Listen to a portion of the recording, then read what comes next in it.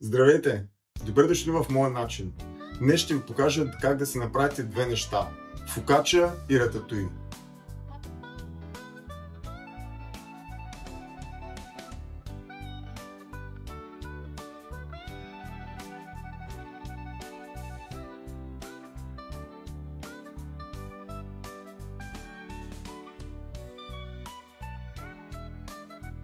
Първо ще започнем с направата на фокачата.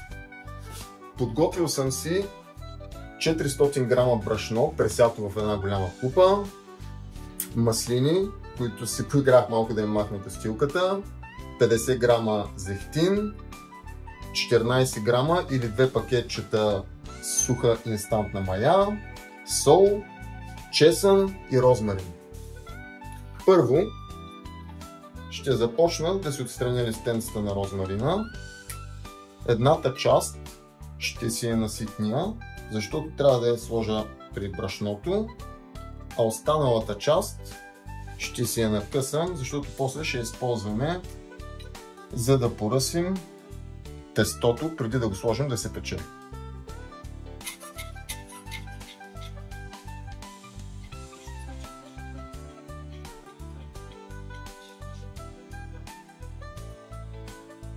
После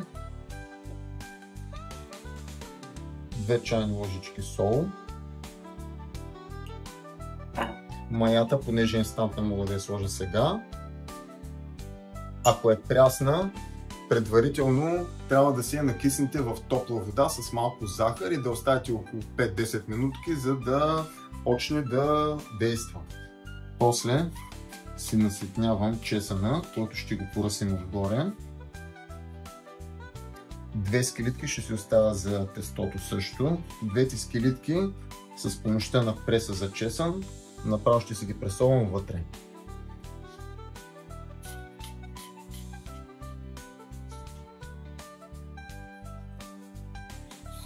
Но малко може че подготвям точно за тази ситуация, ако нещо се случи.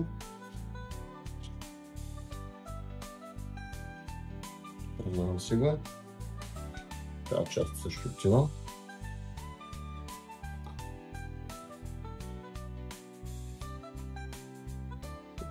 Добре.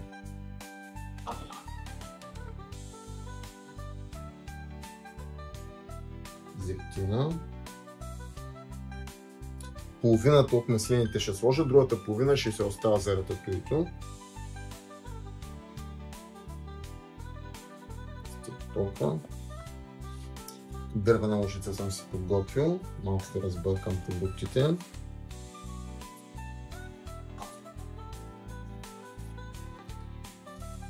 Тук имам в мерителната кана 250 мл хладка вода. Ще сложа първо по-голямата част, около половината, и после лека по лека ще си добавям. Идеята е продуктите да се съберат в едно, да почват да приличат на тесто.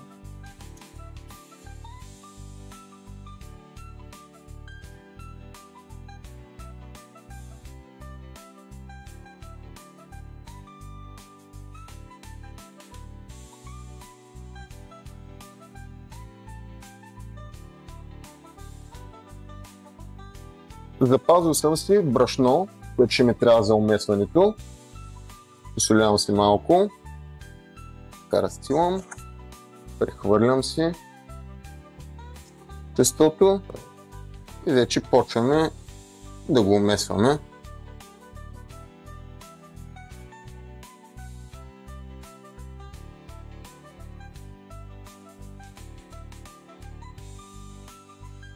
Виждате как постепенно почвам да си изчиствам плота направо със самото тесто.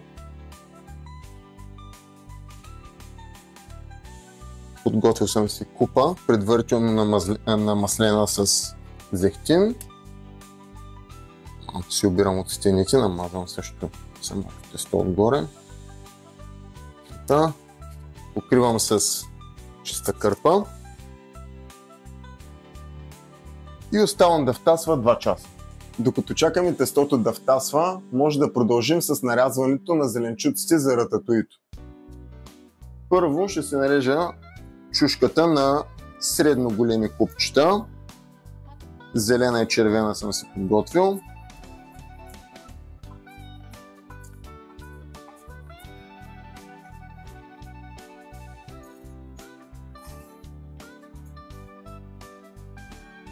Червената после.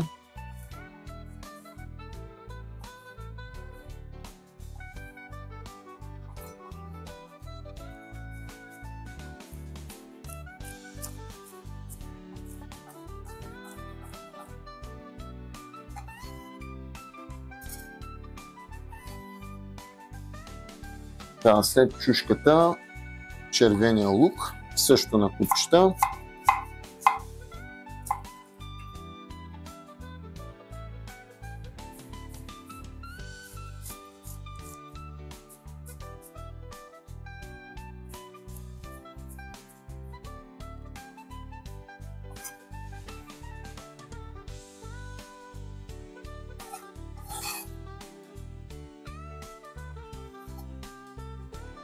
После продължавам с циквичката.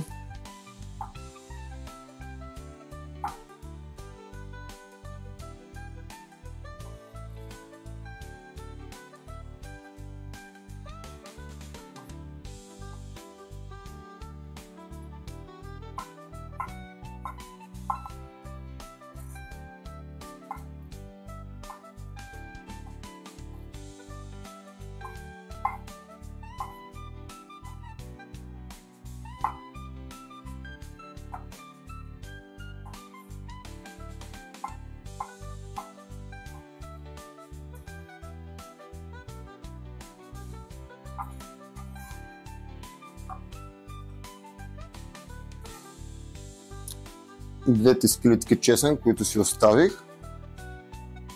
Тях мога да ги наситня.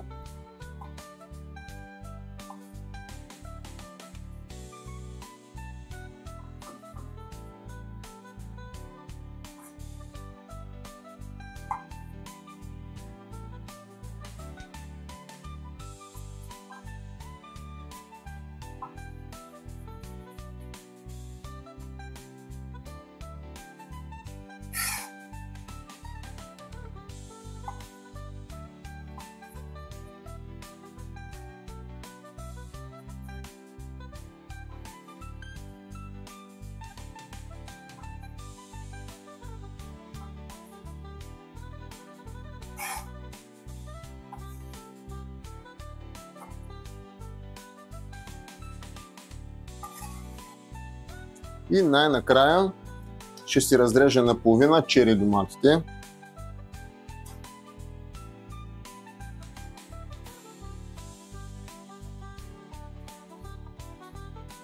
Черитата една шепа ще е достатъчно.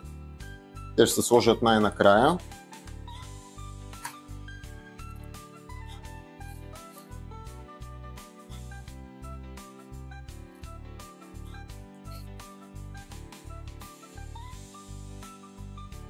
Имайте предвид, че винаги готвя за 2 порции.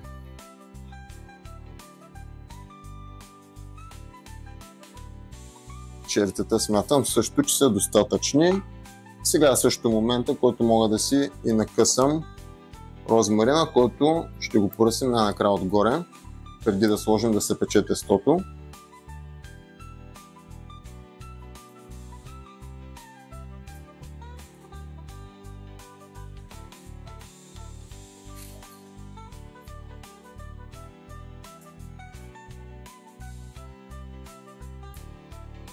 Така, готови сме с продуктите, може да се запътваме към кутоните. Преди да почна да режа продуктите за рататуито, си бях загрял тиган на котлона и това ми дава възможност веднага да почвам да запъшвам продуктите. Наливам си малко мазнина и започвам първо с лука.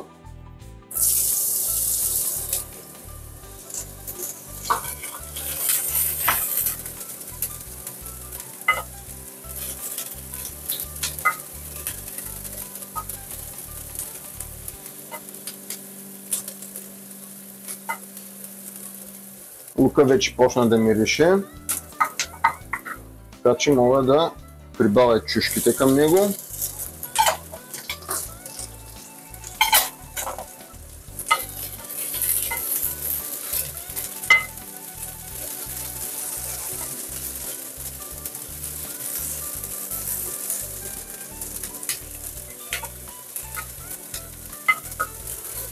Чушките вече ми омекнаха и мога да продължа нататъка с тиквичките.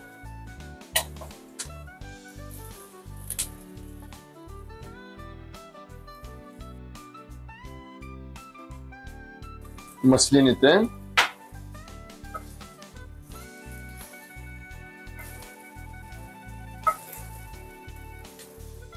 На тях не им трябва много запържване, затова след тях чесъна. Пак разбърквам.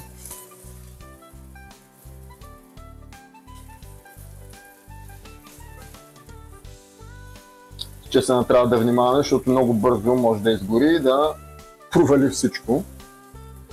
Така, след него вече можем да подправяме, да градим вкуса. Черен пипер. Достатъчно. След черния пипер имам ложичка. Слагаме кимьон.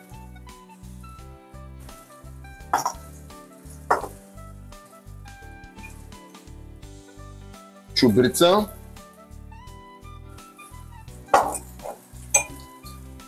На върха на ложичката много малко сухо чили.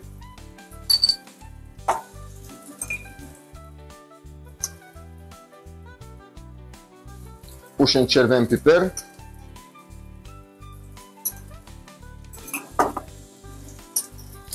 Разбърквам.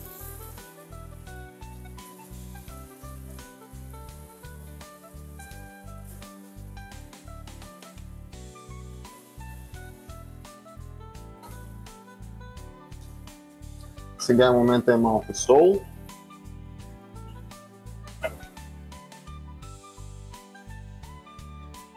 Достатъчно.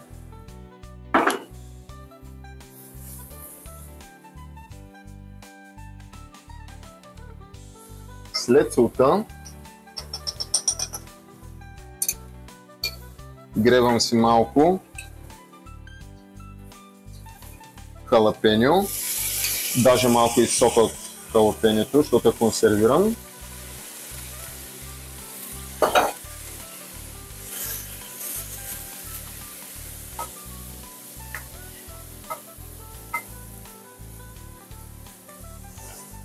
И накрая нарязани домати от консерва. Те ще обединят абсолютно всичко.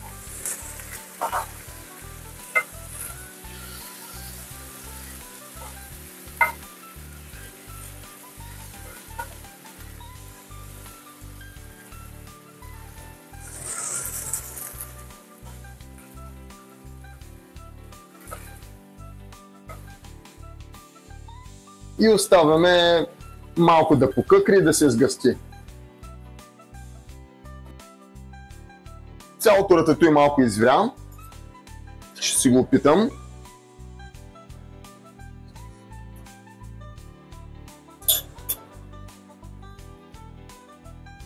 Зеленчуците са почти сготвени, но мога малко сол да прибавя.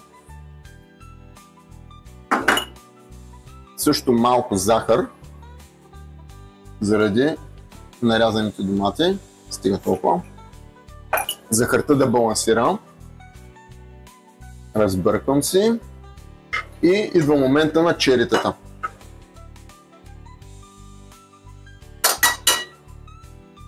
Направо изключвам котлона. Разбърквам.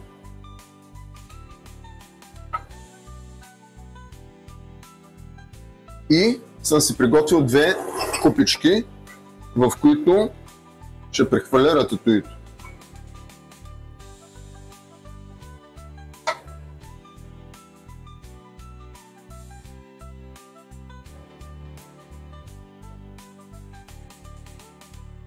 Тестото ни вече е набухнало, втасал е колкото има нужда.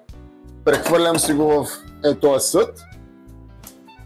Малко си намазнявам ръцете с зехтин. Разпределям го е така с ръка. Хубаво по целия съд. Така, още малко се слагам на пръстите. Е така притискам малко с пръсти. Цялото.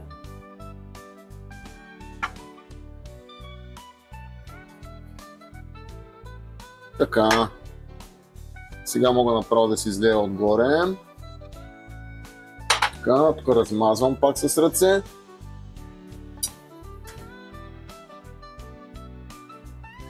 И тук на останалата част от нарязания чесън, така се разпределям. После мога да я натисна.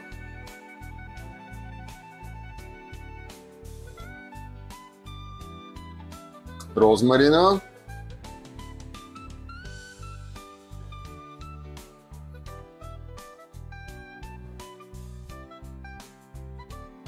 Искам да ги натисна, за да не изскочат. Те пак ще изскочат, но все пак.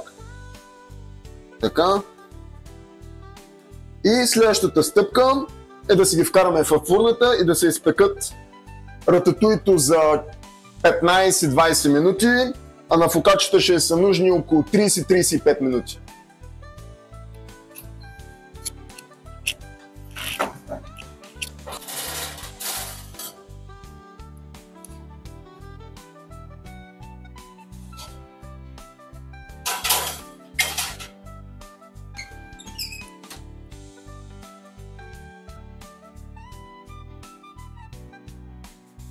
Петнайсет минути вече минаха. Нека да видим рататуито докъде е.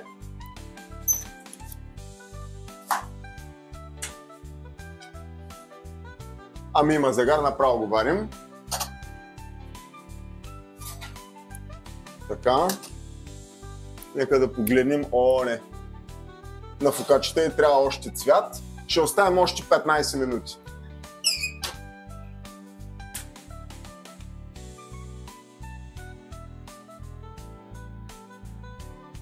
Общо мина половин час и мисля, че фокачета трябва да е готова, но нека да погледнем. О, да, готова е. Има цвят, а на нас цветът ни е достатъчен. Изключвам си фурната. И пак казвам, всяка фурна е индивидуална и различна. Между 30-35 минути, 40, зависимост от всяка фурна. Това не е златно правило, колко. Приблизително трябва да е около половин час. Цвета е добре, има цвят. Не е глетава, сготвена е. Готови сме. Ето и че дойде момента за поширените яйца. Тънкостта тук е водата да не ври много силно, обаче не е да не ври. Трябва лекичко да бълбука. Приготвил съм си тук две яйчица, разбивам ги и ги слагам в отделни купички, за да ми е по-лесно, когато разбъркам водата, да ги сложа. За да имам все едно свободна ръка. Затова си ги слагам отделно. Слагам щипка сол във водата, даже още една. И малко оцет. Оцета и киселината слагам във водата, за да помогнат, когато сложа яйцата, белтъка да обгърне жълтъка. Не е да се разпилеят във водата. Малко си завъртаме и така.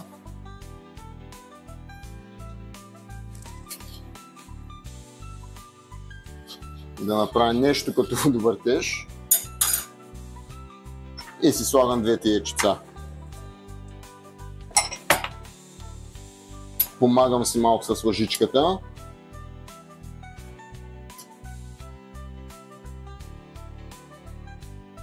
Слагам капака и след около 5 минути би трябвало да са готови.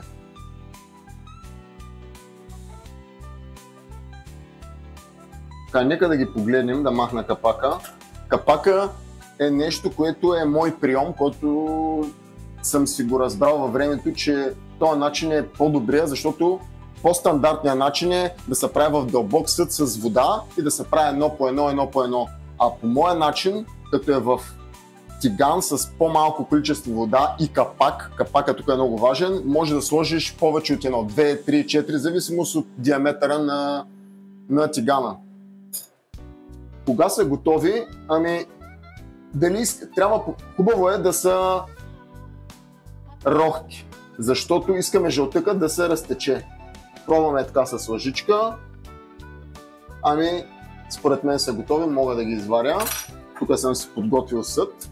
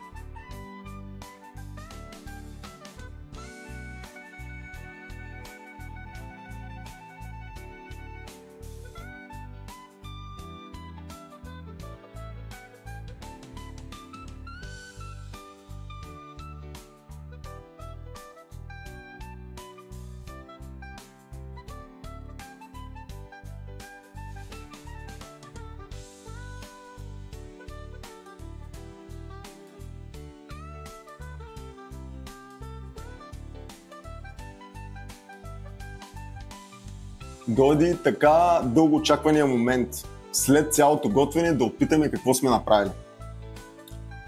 Първо да опитам фокачета.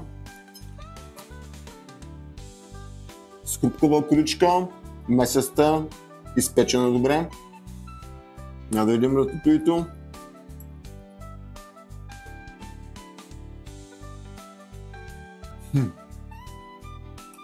Рататуито е богато,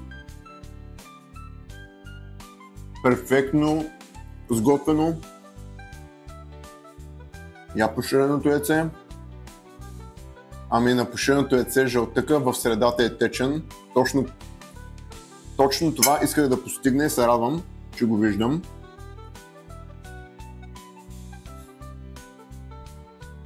Ами това е идеален завършък на една студена зимна вечер. Това беше фокача с розмарин и чесън и маслини и рататуи с поширено яйце. По моя начин.